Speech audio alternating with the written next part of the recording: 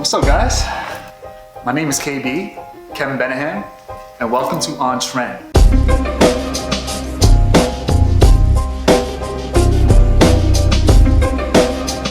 On this show, I'll be speaking to the most inspirational people, and through their stories, you'll see how their hustle, their determination, and their creativity has gotten them into a place to become successful, in a place where they can create something impactful for our generation.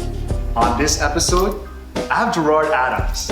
He has created Elite Daily, but also many other seven-figure businesses. And we get into how he became a multi-millionaire at age 24, lost it all, but then remained determined to build Elite Daily and then sell it for 50 million. We get into why success isn't just about the money. It's about impact. It's about leaving a legacy behind. On this episode, you'll gain the insight, you'll gain the knowledge, and most importantly, you'll gain the inspiration to take your life to the next level, but also to be on trend.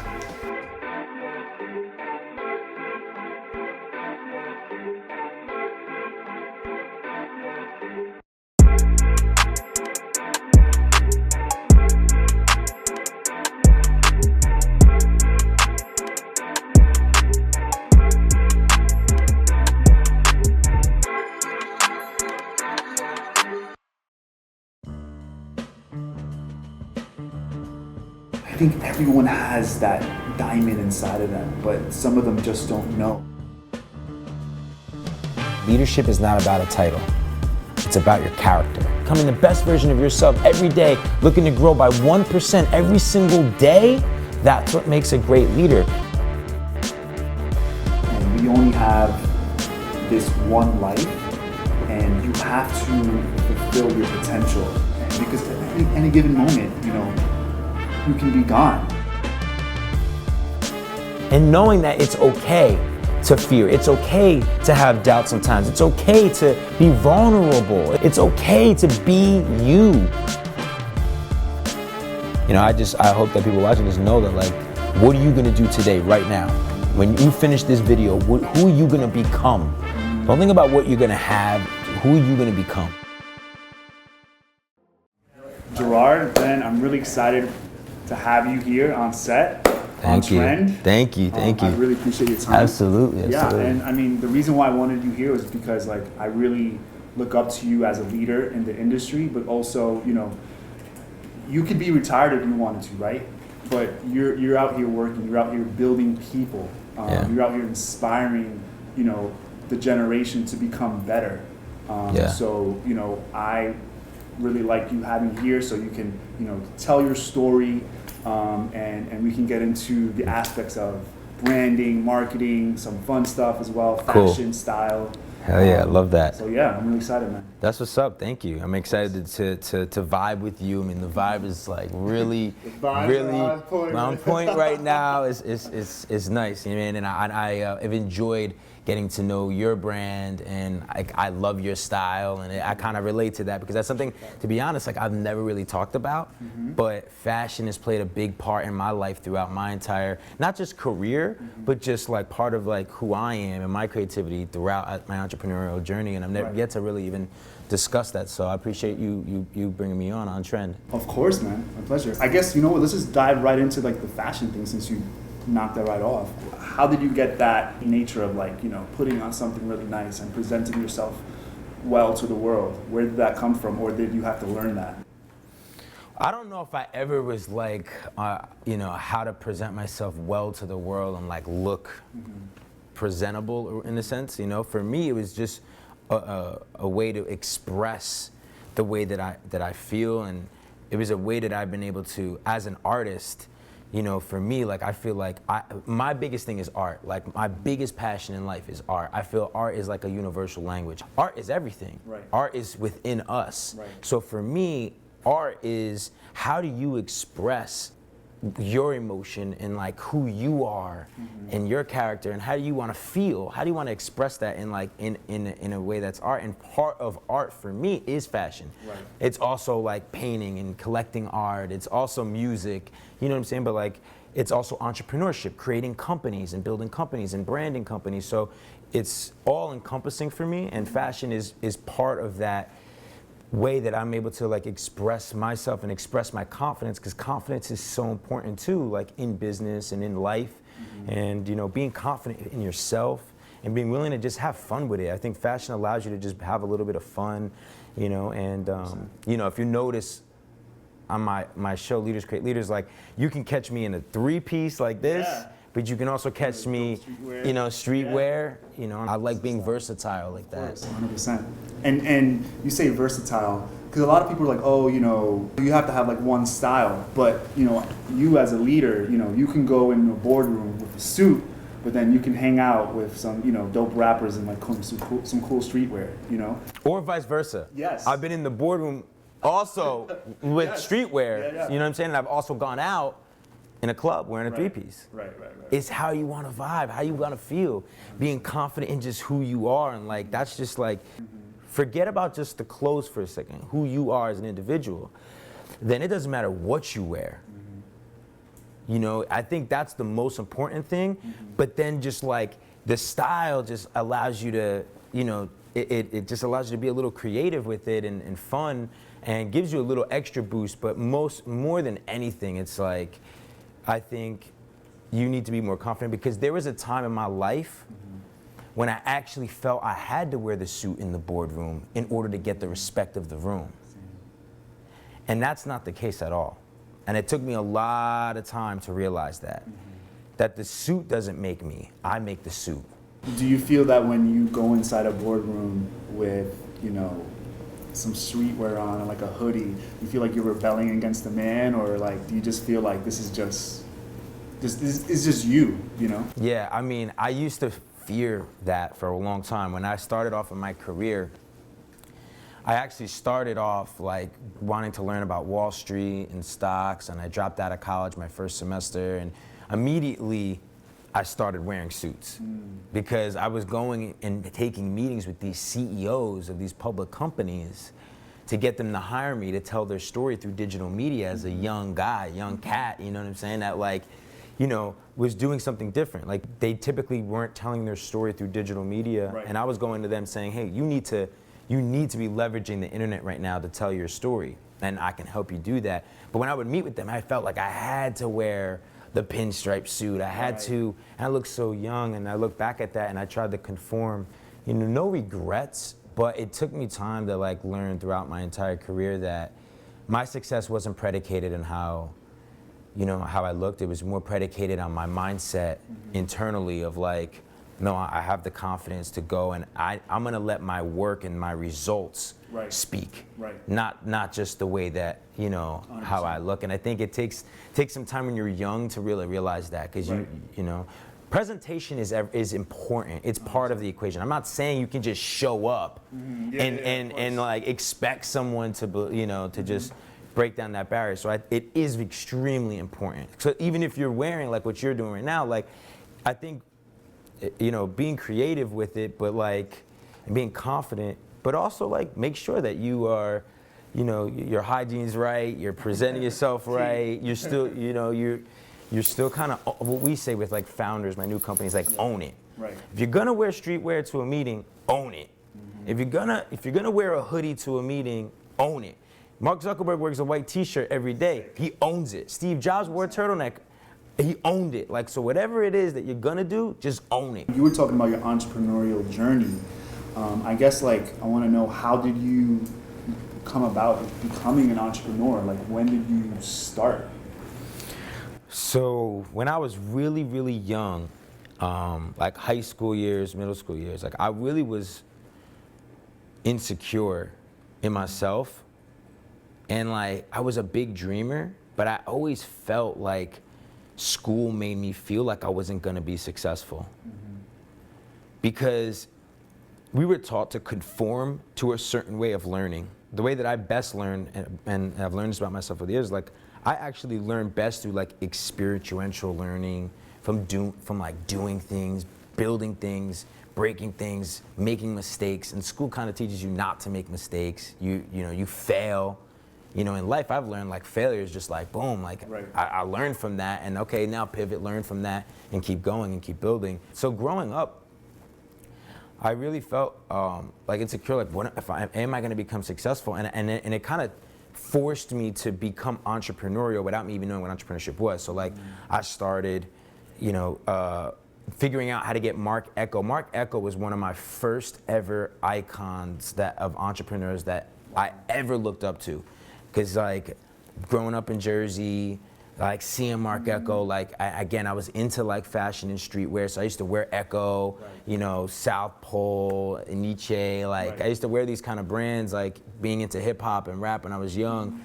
So Mark Ecko, I figured out how to get Mark Ecko shirts wholesale. I would rock them to school, in middle school, and I would hustle them, I would sell them. So I was doing things like that at a young age. I hustled lollipops, like you remember the lollipops that were like the shape like a peach? Yeah. Or the watermelon? Yeah. Those shits were bomb. I used to have those shits filled in my book bag and hustle those lollipops in school, you know? Like, I was always doing entrepreneurial things throughout my entire life, not knowing that that was entrepreneurship. And I think that's why it's so important that we teach entrepreneurship right now to our youth. That we teach both entrepreneurship and we also teach emotional intelligence, financial literacy, and we're doing that right now through my company Founders. But at that time, like, they didn't teach us any of that stuff. It was natural. I felt like I had to hustle. I went to art school when I was a kid. I was really passionate about that. But in school, I was like your D student or C. Like I was like pretty much your C minus type student. And it frustrated me because my parents, you know, I was trying hard. Like my parents like really wanted me to make honor roll. You know what I'm saying? I would work hard to get honor roll sometimes. You know what I mean? Like that was a big deal if I made honor roll. But all the kids that I knew, like I was kind of, a lot of the kids that I grew up with that I started to become friends with, they just were like better at class than me. Like they were like getting AT classes, honor roll. They started working their way up to like all these like special classes, and I wasn't really that kid. You were 24 years old, right? And you know you were living a great life. Yeah. You said you were like up, what, 20 million up on the market. Yeah, I was. All that, and then you lost it, right? Yeah. How? First off, I just want to know, how did that happen? And what did you do to remain determined to just hustle your way out of that situation? It's crazy. And build, you know, eventually Lead Daily. When you're young and your young 20s, started with me with like 19, probably even younger, right? 18, 19. But then like in your young 20s, like, money's the motive, like, and I learned how my mindset shifted throughout my entire career. But when I was around that age, like, man, I loved making money. There's nothing wrong, still love making money, of course. You know, I always talk about purpose and profit. But at that time, like, I wanted to be a millionaire so bad. And I'll never forget that day when finally, like, after taking one client at $500 a month, my digital media investor relations company, to help tell the stories of these small cap publicly traded companies. I went from $500 a month in clients to 6-figure a month in clients. And that by 24, I was doing 10 million in revenue. And the money I was making, I was investing in the markets. And like you mentioned, I was doing amazing. I had some awesome multi-million-dollar trades. I would invest into primarily commodity companies like miners that were mining gold and silver or agriculture. I would go and I would visit the CEOs at their mines, and I would do a documentary on how the mining industry even works. Because I used to think you'd like go and gold falls off these freaking, you know, these mines. But like I was obsessed with learning about industries, and then I would invest, and I did really well with that. But timing is everything, you know. I wouldn't be able to do Elite Daily all over again today. So timing comes into play with everything. Like that's why being a visionary is so important. And sometimes you could be right, but you can time it wrong. And that'll change the whole outcome of the situation. 100%. You really learn that when dealing with the stock market, especially. So I ended up investing into a company that had the patents to stream content to mobile devices. And obviously today we notice everyone, 80% of like content consumed is mobile. So I bet on this company, and I was right that that was where the trend was going. But when the market crashed and my timing was wrong, and I was up $20 million in the market, and all of that got crushed when the economy and the recession hit. My clients didn't want to spend any money because of the recession. It's crazy because I worked so hard to become a millionaire. It was such a big goal of mine. Like I was, oh man, you know, I was jumping up and down. I had this penthouse with New York City views. I remember screaming when that fucking third comma hit my account. You know, like every day working that way up, working that way up, working that way up. Third comma hits. I was screaming, music blasting, and then I called my father and I'm like, Dad, your son just became a fucking millionaire. You know, like that was the best, one of the best feelings, man. One of the best feelings ever. My father said to me straight up, he just said, don't tell anyone. That's what he said to me. Really? Yeah, he said, don't tell anyone. And you know, you hear about people that like make money, like athletes, for instance, talk about this a lot, but then they don't know how to grow it and keep it. So when I was able to become that millionaire and grow it, and then it was all taken from me, it was devastating. This is what I learned about ego in my life. Because I thought I was invincible. God is going to take things from you all the time. You're going to constantly have things that will, materialistic things or monetary things that are going to be taken from you. So, but that's not going to change who you are. No one can take this. No one can take this. Right. So what are you going to do? You're telling me you're going to give up, or you're going to go out there and do it again? Right. And then that's when my whole mindset shifted again. My ego shifted, and I was like, all right, I have these skills. I'm a storyteller. Content is the one common denominator. I was telling every company stories, and I'm an investor. So that was when I was like, all right, I'm gonna find entrepreneurs, I'm gonna invest in them. So I decided to make documentaries. And I came out with a documentary called College Conspiracy to expose the student loan debt crisis. And I went around the country interviewing professors and students that were in debt, my friends that were in debt, and also parents that were still paying off their college debt and felt indebted slaves to the system. Because not only are you getting in debt to get that college degree, but then you're graduating. A lot of times it's hard to even get a job with that college degree. At that time, 2010, 2011, that was right after the recession hit, my friends couldn't even get a job with their college degree. And then the government starts compounding interest on that debt. And you can't even imagine how much you get caught enslaved to this debt. That's crazy, man. It's an epidemic in our country. So I was one of the first to expose that student loan debt crisis. I got on Fox Business and Bloomberg. That was the beginning spark of, okay, now where do we go from here? We noticed like our generation didn't have a voice online through a publication like a Huffington Post and New York Times and all these amazing publications. They were all handed down to our generation. So we were like, let's create a publication that speaks to our generation, that's for us, by us. That touches on health and business and entertainment and culture and luxury and fashion. And we were like, let's create that. And again, we were a little naive. We weren't journalists. We didn't have a degree in journalism. But we were like, but we wish this existed. Right. We know it's needed for our generation, so why not us? Right. Let's create it. You saw a gap in the market, Yeah. and you fulfilled it, basically, right? Yeah, I mean, any great idea that I've ever created, and I'm going on 12 different businesses, 9 that have created 7 figures in revenue, all of them have been ideas that myself or the founders that I've gotten behind just wish it existed. It was a passion or problem that like you just wish existed yourself, and you're like, why not me? Why can't I create that? If I'm facing that problem, if I'm looking for that solution, there's gotta be others too. So why not you? Well, like from Elite Daily, right? So you have so much experience with branding and marketing. Why is it so important for a brand or for an individual to, get themselves out there on social media and create a brand? Because I know there's a lot of business people that aren't on even social media, but they make a lot of money.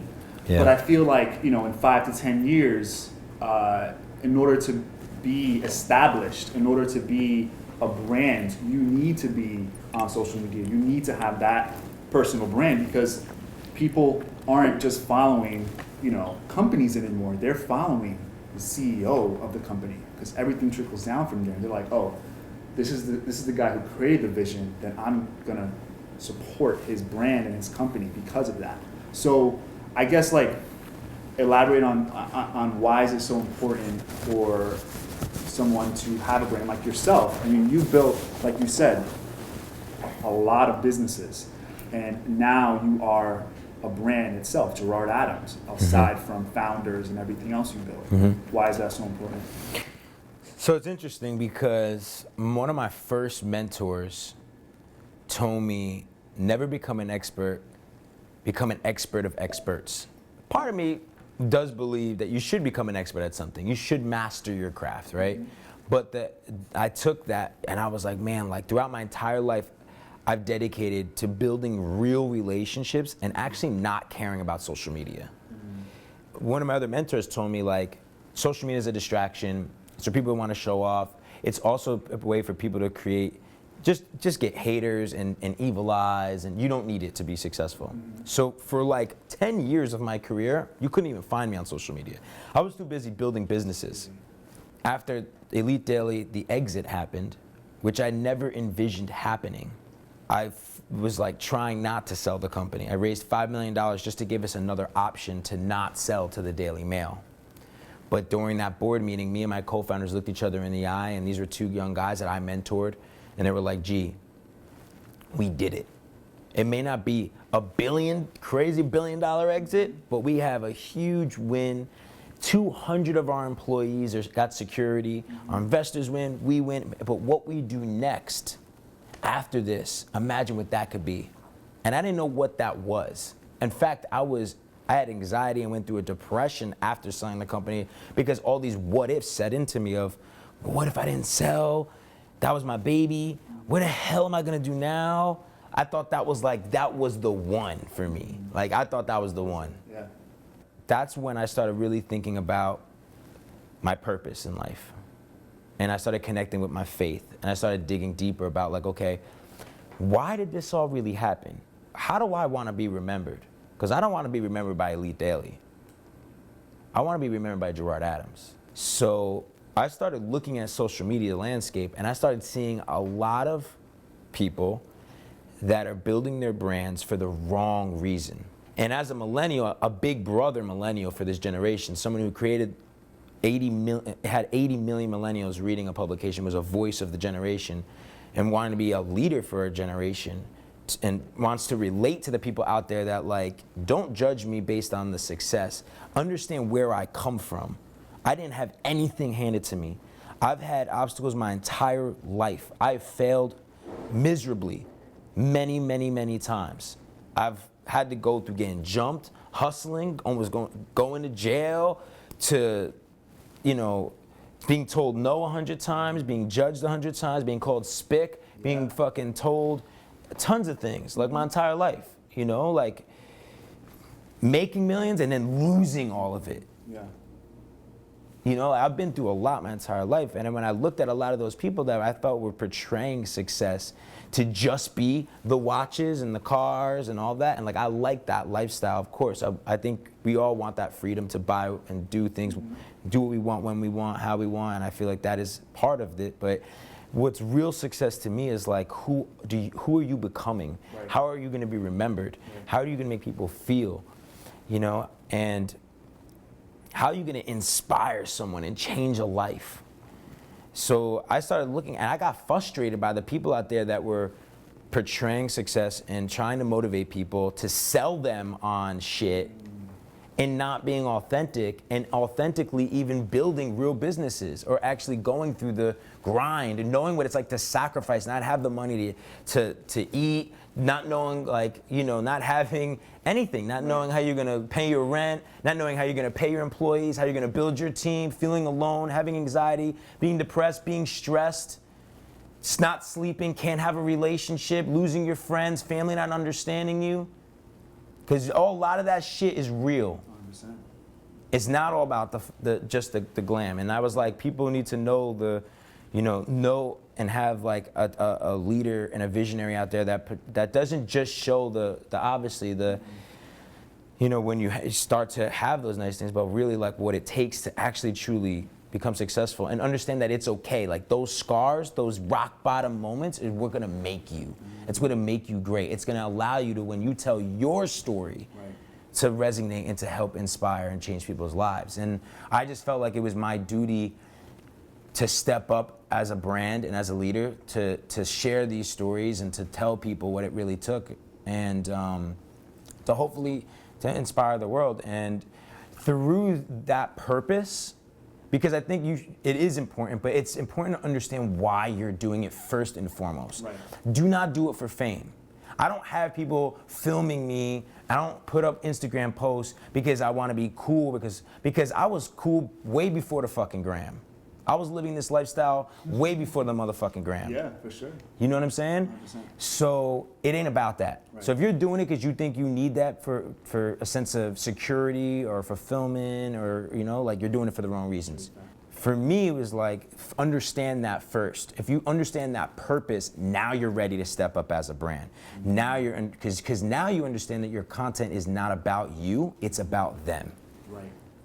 So that's why I started doing it. And then it is, right now is the most unprecedented time in history for you to become a platform yourself.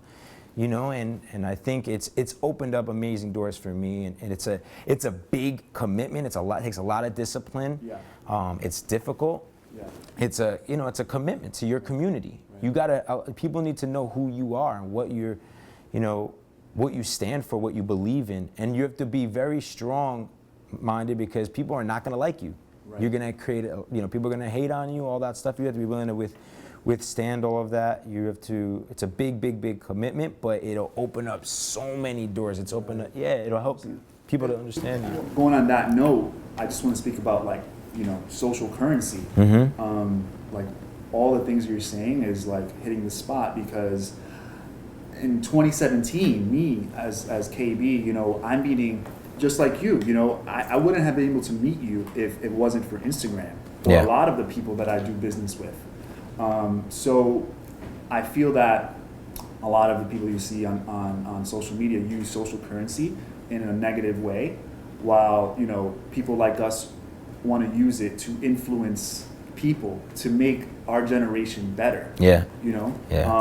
Why do you think social currency is so important? And It's I think it's unbelievable. the number one. Social media was created for you to be able to obviously share and tell stories, but ultimately it's about connection. Think about it, even business, right? It's about people. Even like when I'm building a company and like how I'm analyzing data is so important, right? Like you can use social currency and understand data, but like at the end of the day, it's about people. So like social media is just such an unbelievable tool for you to connect and build real, authentic relationships. And if you understand that, I mean, you could like this relationship, us right now, 100%. this suit that I'm wearing, Yeah, 100%. there's two young guys. I want to go into a story about that. You want to go on that? Yeah, I mean, we could totally go into it. Awesome. Yeah, so like the suit that you're wearing is like bomb. It's like badass. And it's funny because it's called Musica Ferrer, right? Yes. So I followed them ever since like 2013. I actually, like back in 2013, I used to work for Suit Supply. Yeah, of course. Yeah. My gosh, they really killed it. That's when like the whole suit thing was popping off, and Yeah. everyone was like, like 23-year-olds were wearing suits just to go to a bar. Yeah. People were like, why the hell are you wearing a blazer? Like, are you a grandpa? But like, we made it cool. Yeah. And that's when Musica was like popping off on Instagram, and they were doing amazing. It's a great example of like how powerful social currency is. Both Davidson and Alex, I'm so proud of what they are building right now and how far they've come. I met Davidson. He was coming to my office and vibing and getting inspiration about the hustle and becoming an entrepreneur. And I saw the passion in his eyes, and he was building a social currency on Instagram, putting out his passion and building out a great following.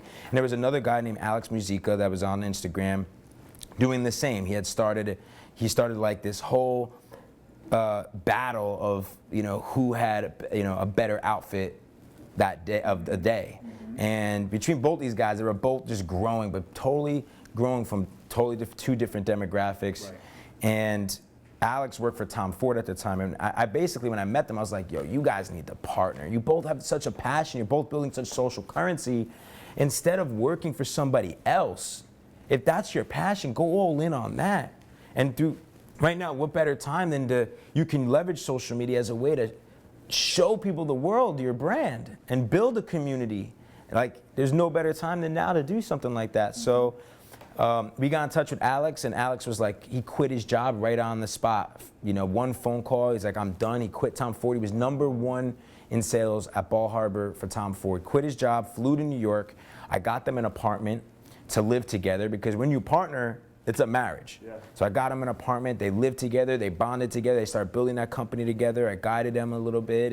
And really, like, for me, it's like finding two visionaries, two founders, giving them that hope and giving them that direction, but ultimately it's on them. Ultimately, they gotta be the ones that drive that company forward. So for me, I just tried to mentor them in the beginning, give them that boost of confidence. I invested into getting their first showroom and gave them a little capital to get their first collection, help them get their website built and get them, just solidified. Start the company, get the financials, as far as like the company started and their foundation in order. Help them get a CFO to help them with that, and then basically at that point, it's like, it's down. Just let them go, let them grow. And over the past 3-4 years, they got Stephon Curry wearing it, Lewis Hamilton wearing it, Alex Rodriguez just became a client, and these are all paying clients.